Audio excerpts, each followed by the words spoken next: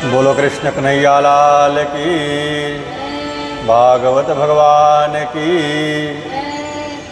क्वाहम दरिद्र पापिया, क्वा कृष्णा श्रीनिकेतनः, ब्रह्मबन्धुरितिश्वास्माहं बाहुभ्यां परिसंवितः। कहा कि मैं दरिद्र और पापी, और कहा लक्ष्मीपति मेरा मित्र श्री कृष्ण। वाह रे कन्हैया, ऐसे कृपालुता मैंने कहीं नहीं देखी, ऐसा करुणा का रूप मैंने कहीं नहीं देखा। कृपा का वास्तविक रूप तो तुम हो गोविंद मेरे। ऐसे सोचते सोचते सुदामा जी आ रहे हैं। 6 महीने लग गए, 6 महीने लग गए द्वारिका से आने में।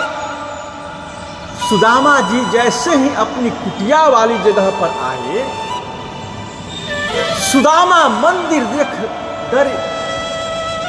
वहां तो हती मेरी छोटी सी झुपड़िया, अब कंचन महल खड़े हैं।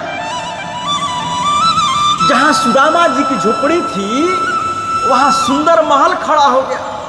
सुदामा जी बोले कि मेरी झोपड़ी कहां गई, मेरी कुटिया कहां गई, मेरे समझ में कुछ नहीं आया।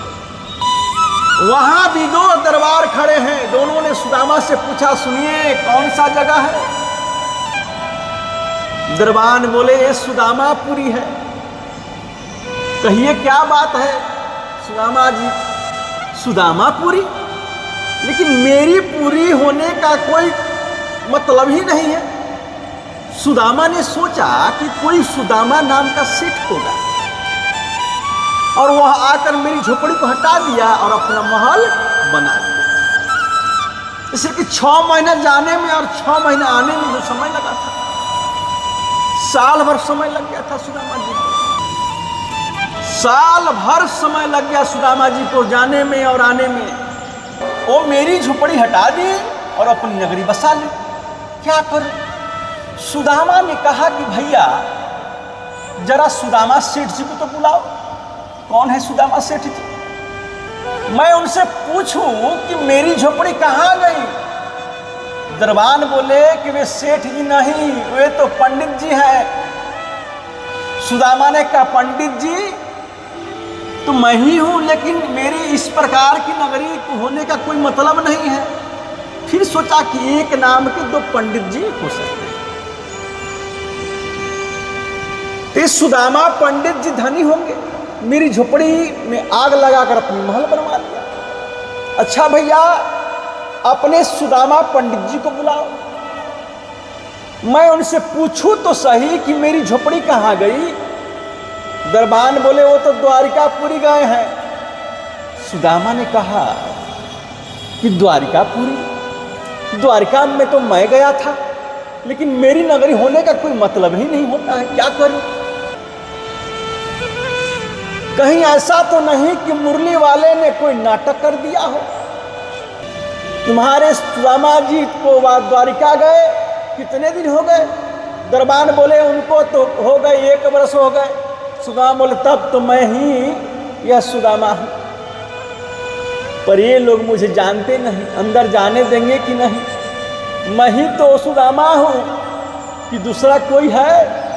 इसकी परीक्षा लेने का अब एक तरीका है। क्या है कि मैं यदि वही सुदामा हूं तो मेरी पत्नी तो अंदर होगी, दुबली सी पतली सी मेरी पत्नी सुशीला। अच्छा भैया, आपके सुदामा जी द्वारिका गए हैं, ठीक है, उनकी पत्नी अंदर होंगी, जरा उनको बुलाओ। मैं उनसे पूछूं कि मेरी झोपड़ी कहाँ गई। खड़े रहिए, पुष्कर आते हैं। सुशीला जी से जाकर बोले कि महारानी जी कोई ब्राह्मण द्वार पर खड़ा है, आपसे मिलने की चाहता है, आपसे मिलना चाहता है। सुशीला जी भीतर से निकल आई। भगवान की कृपा से वे हो गई थोड़ी मोटी।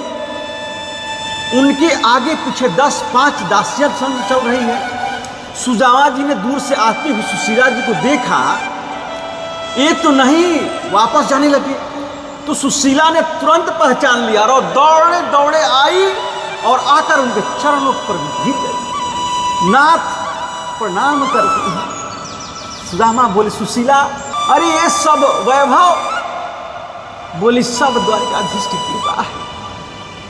सुदामा बोले, तुम पर तो बहुत कृपा रही, हम तो देखो जैसे गए थे वैसे ही आ गए, अरे धोती तक नहीं बदली। सुशीला बोली कि आपको चाहिए थे दर्शन, अब मुझे चाहिए थे वैभव।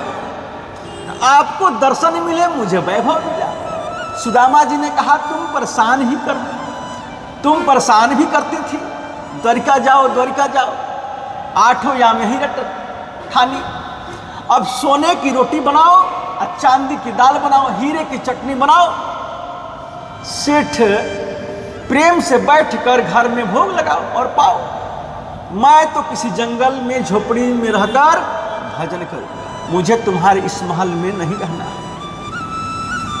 पत्नी बोली कि आप नहीं रहेंगे तो ये महल किस काम का, मैं भी चलती हूं। दोनों मिलकर चलने लगे तो भीतर से आवाज आई, सुदामा जी। सुदामा ने पीछे मुड़कर देखा तो टेढ़ी टांग वाला बैठा है, कन्हैया भीतर बैठे हैं। सुदामा बोले, अरे लाला, ये सब वैभव मोको काहे को दियो तुमने? मैं तो पहले ही बहुत बड़ा धनवान था, संपन्न था। विपदो नैव विपदः, संपदो नैव संपदः, विपदः विस्मरणं विष्णु, संपद नारायण स्मृति। तो विपत्ति को विपत्ति नहीं कहते, संपत्ति को संपत्ति नहीं कहेंगे, तो गोविंद को भूल जाना ही सबसे बड़ी विपत्ति है। गोविंद की याद बने रहना ही सबसे बड़ी संपत्ति है। भगवान ने कहा है, ये वैभव मैंने दिया है, इसे मेरा प्रसाद समझकर आप भोगिए, ये वैभव आपको कभी अभिमान नहीं होने देगा। बोले, लल्ला, तुम्हारी ये कृपा की आदत नहीं होती ना तो फिर सब काम ही गड़बड़ हो जाता। ये कृपा की आदत से ही तो हम जैसे उद्धार हुआ।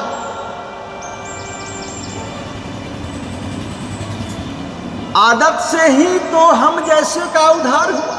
आप तो कृपा के सागर हैं। प्रभु ने कहा, मैंने तो आपको वैभव दिया है, इस वैभव के द्वारा प्रजा का कल्याण कीजिए, जनता का हित कीजिए, समाज के लोगों की मेरे प्रति प्रवृत्ति बढ़े, दान आदि कार्य में व्यय कीजिए, आपका कल्याण होगा। कहकर द्वारिकाधीश चले गए, अंतर ध्यान हो गए। अनंत वर्षों तक सुदामा ने तप किया, इतना वैभव पाकर कि उनके मन में अभिमान नहीं आया। अंत में गोविंद के धाम को प्राप्ति हो गई।